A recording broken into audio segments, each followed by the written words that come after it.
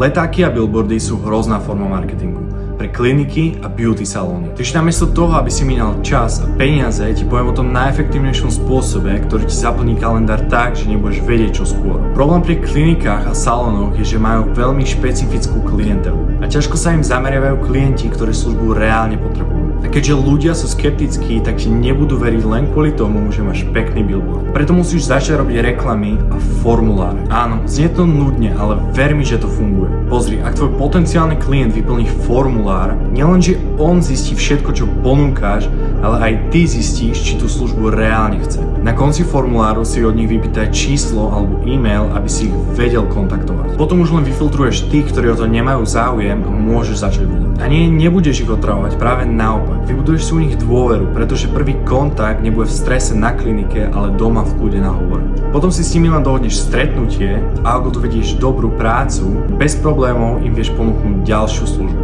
a vytvoriť doživotného klienta, ktorý sa za každým k tebe bude vrácať. Ak chceš vedieť presný postup, ako získavať klientov, tak do komentáru mi napíš slovo klient a ja ti pošlem PDF, kde to je celé spísané.